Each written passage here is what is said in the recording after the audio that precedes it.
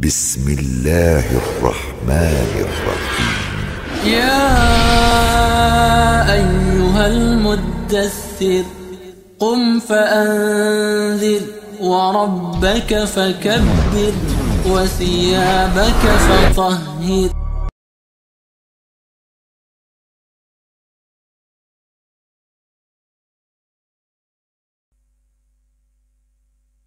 Assalamualaikum warahmatullahi wabarakatuh.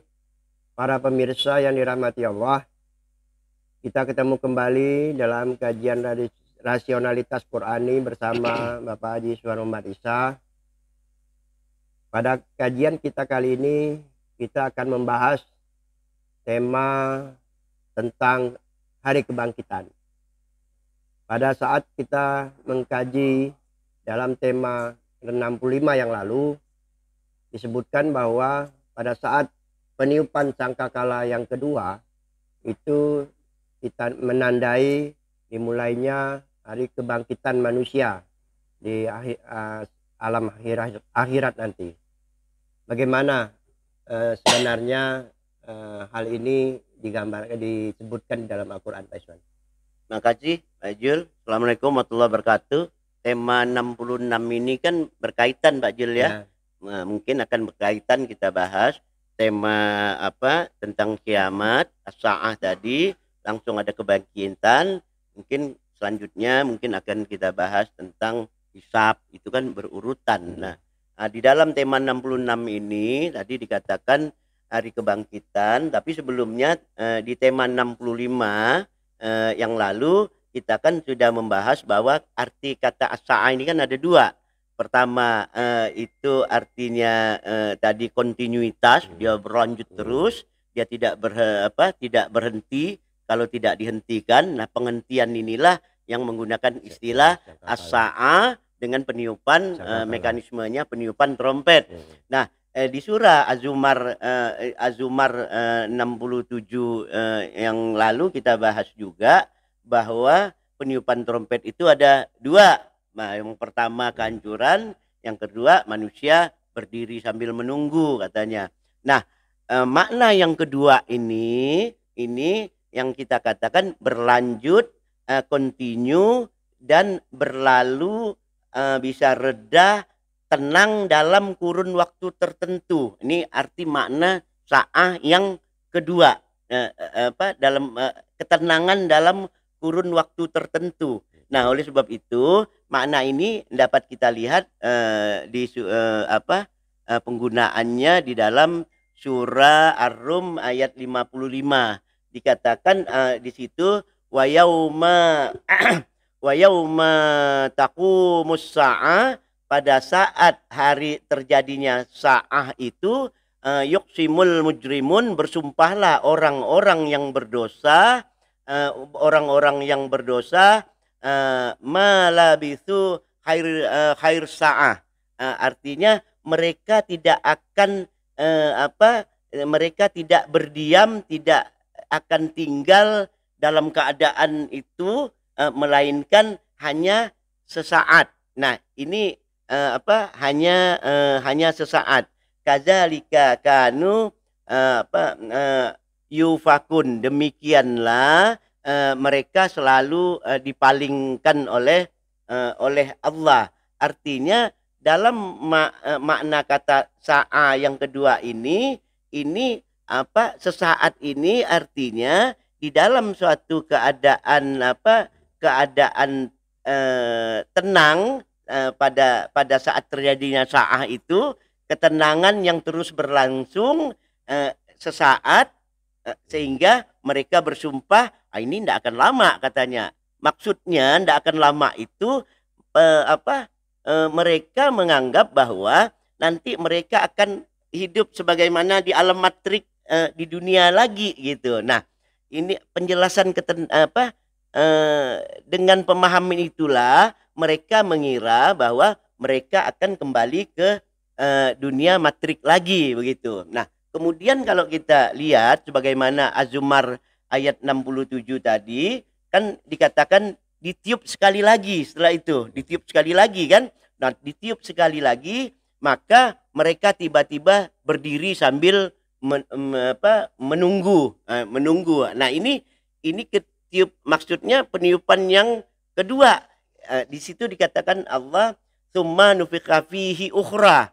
Nah, ditiupkan sekali lagi trompet itu. Nah, potongan ayat terakhir ayat 6 Az-Zumar 67 ini menunjukkan adanya peniupan trompet yang kedua setelah masa tenang. Setelah masa tenang seperti yang tadi kita jelaskan pada makna sa'ah yang kedua. Nah, peniupan trompet yang kedua inilah yang kita sebut dengan hari kebangkitan. Oleh sebab itu tadi kemarin pada yang lalu kita juga sudah menjelaskan makna kata summa ini menunjukkan setelah proses yang pertama selesai, kehancuran kosmos ini dilanjutkan pada proses yang kedua. Nah, sehingga yang katanya tadi dia hanya sesaat, dia akan kembali lagi seperti biasa. Oleh sebab itu ketika dibangkitkan, dia merasa terkejut, dia merasa kaget. Nah, ini dapat kita lihat di surah Yasin 51. Di situ dikatakan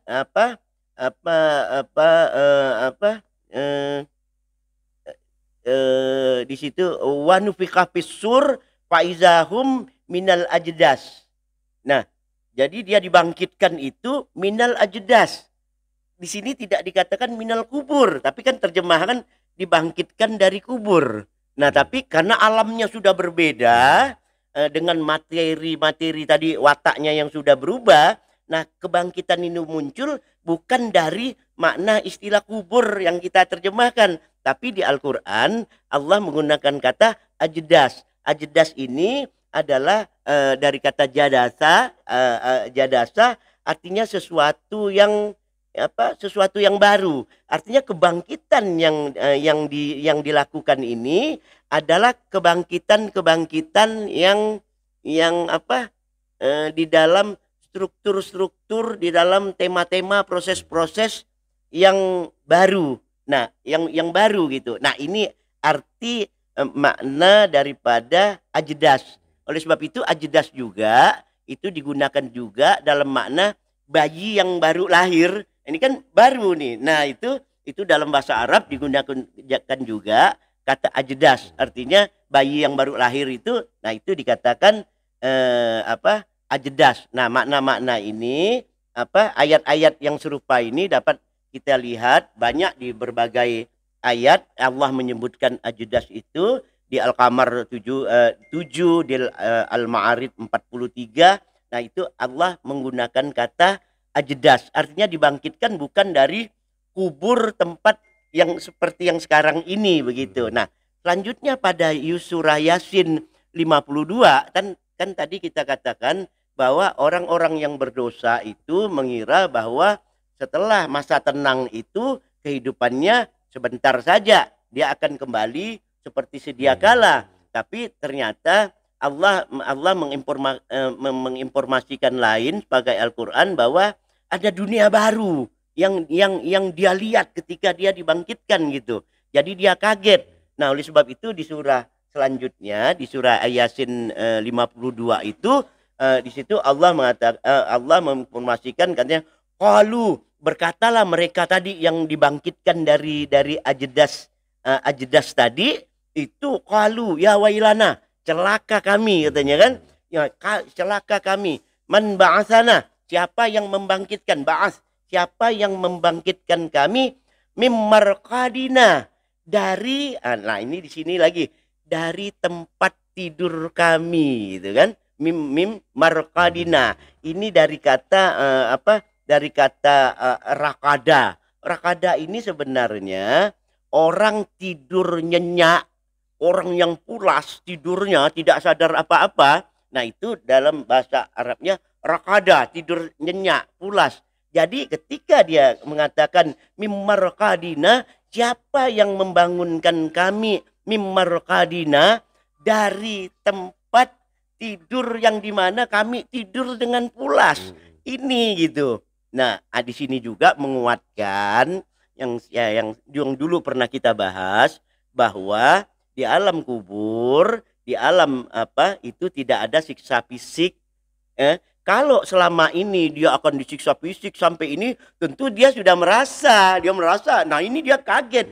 Siapa yang membangunkan kami mimarkadina dari tempat tidur rakada mimarkadina, tempat tidur kami yang pulas, kami tidur yang pulas ini. Nah, selanjutnya dikatakan haza ma wa'adar rahman. Inilah janji yang diberikan Ar-Rahman. Kita juga sudah bahas bahwa Ar-Rahman itu adalah salah satu objektivitas Allah, proses-proses material dari bentuk satu ke bentuk yang lain secara objektif. Nah, begitu juga alam akhirat kebangkitan ini merupakan kelanjutan daripada proses material ini. Nah, inilah namanya proses Ar-Rahman. Makanya dia katakan haza ma'wadar rahman. Dia tidak katakan inilah janji Allah, haza ma'wadallah.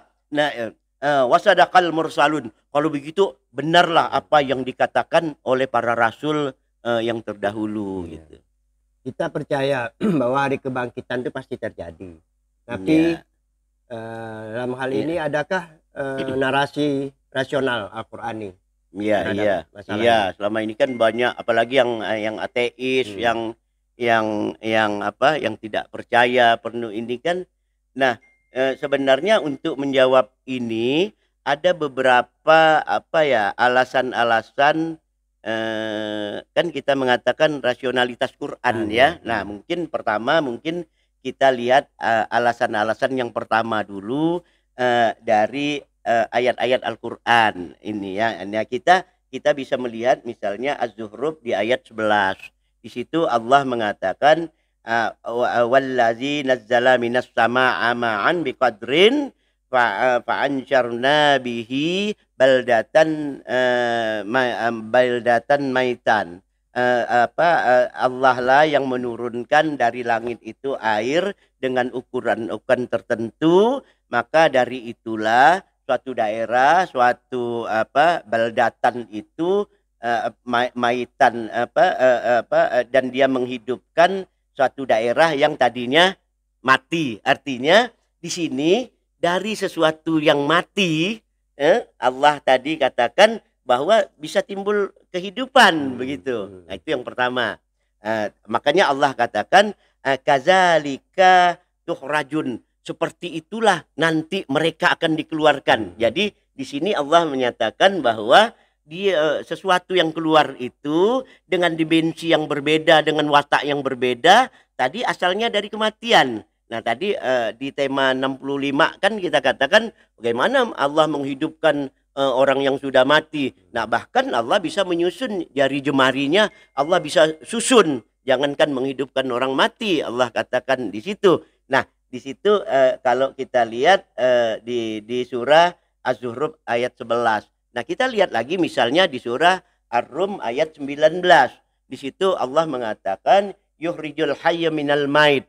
Allah lah yang mengeluarkan kehidupan dari sesuatu yang mati. Artinya dari sesuatu yang mati bisa muncul suatu kehidupan. Nah, ini dan wa yukhrijul mait minal hayy, dan juga Allah bisa mengeluarkan yang mati dari hidup. Artinya sesuatu yang hidup bisa juga yang mati. Nah, di sini Allah menunjukkan bahwa mati dan hidup dalam konteks di akhirat tidak ada campur tangan manusia. Beda kemarin ketika kita bahas Allah menggunakan yukhriju dengan wa mukhriju. Kan ada kemarin kita bahas juga kan di tema berapa itu Allah menggunakan yukhriju dan mukhriju. Artinya ada campur tangan manusia. Nah, pada ayat kebangkitan ini Allah tidak mengatakan, Allah tidak menggunakan fi'il lagi yang bisa manusia campur. Di sini Allah mengatakan ruhijul hayyu minal mait wa yukhrijul. Dua-duanya yukhrijul. Di ayat yang lain ketika Allah berbicara tentang sesuatu yang hidup dan mati itu yukhrijul ya kan? Wa mukhrijul. Nah, ini ya. Nah, wahyuyil ard ba'da mautiha, dan menghidupkan bumi setelah matinya. Wa kadzalika tukhrijun. Nah, seperti itu kamu nanti akan dikeluarkan, kata Allah. Artinya Allah berbicara tentang kehidupan setelah akhirat. Nah, contoh-contoh dari kedua ayat ini yang dapat kita lihat bahwa kehidupan kita juga misalnya tentang adanya perubahan-perubahan dimensi itu, perubahan watak kan dapat kita lihat. Misalnya dari bangkai-bangkai yang sudah mati, binatang, itu kan barang mati, sudah mati. Tapi ketika dia membusuk timbul organisme lain kan, bisa jadi belatung atau yang jelas ulat setelah mati dia jadi kepompong, terus dia berubah jadi kupu-kupu. Nah, ulat yang hidup di 2 dimensi artinya bisa hanya merayap saja. Nah, ketika berubah bentuknya dari dirinya yang satu itu juga tumbuhlah kehidupan seperti kupu-kupu tadi, kupu-kupu timbul. Nah, ini sudah 3 dimensi. Dia bisa terbang. Kalau ulat waktu dia jadi ulat kan belum bisa terbang. Nah, demikian juga kita hidup di alam 3 dimensi ini, katakanlah nanti kita hidup alam 4 dimensi misalnya. Nah, watak-watak daripada materi ini dia sudah berubah. Itu yang pertama. Yang kedua, kita sudah memahami makna kitab. Makna kitab adalah sesuatu yang terpisah, sebagian dengan sebagiannya dikumpulkan menjadi satu, membentuk suatu tema tertentu. Nah, kalau kita lihat bahwa makna kitab ini adalah itu kan membicarakan struktur. Artinya dengan struktur material itulah tema-tema ini membentuk. Nah, oleh sebab itu dikatakan misalnya ketika Allah mengatakan di surah Ibrahim tadi di ayat 48, ketika bumi ini diganti dengan bumi yang lain, artinya apa? Tema-tema daripada kata-kata ba yang kita pahami tadi membentuk sesuatu ini. Nah, ini terbentuk lagi dengan tema-tema tema-tema yang lain. Ada proses kitabnya. Nah, nanti kita bahas di yaumil hisab nanti. Kan kita menerima kitab-kitab katanya kan. Kita tidak bisa membayangkan bahwa kita menerima buku catatan dibagikan satu. Nah, ini Allah memberikan contoh itu. Nah, yang ketiga dari penjelasan ayat-ayat dan makna-makna apa yang kita sampaikan dalam makna kitab tadi itu dapat kita pahami bahwa munculnya sesuatu bukan karena materi, bukan ditentukan materi itu gitu, tapi ditentukan suatu struktur relatif pembentuk materi gitu.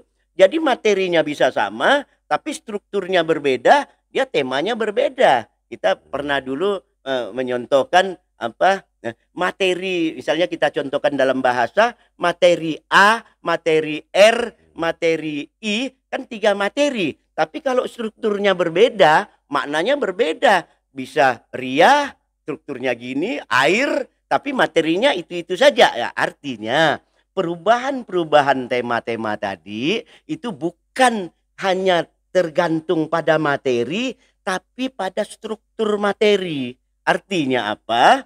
Artinya tidak masalah materi yang kita pikir udah hancur kok bisa muncul lagi, karena Allah berbicara bukan materinya, tapi strukturnya. Materinya bisa macam-macam gitu, tapi strukturnya lah yang membentuk kehidupan ini. Nah, dengan demikian kebangkitan dengan bentuk-bentuk dan apa yang tadi kita katakan dengan watak-watak dan hukum-hukum baru yang kita sebut dengan alam akhirat ini adalah sesuatu yang niscaya ketika kita hubungkan dengan kita membahas tentang adanya evolusi, bahwa segala sesuatu itu halikun, segala berubah. Nah, ini adalah sesuatu yang niscaya. Demikian juga dengan kalau begitu dengan tema-tema yang dikatakan ada surga, ada neraka, dan misalnya nanti kita bahas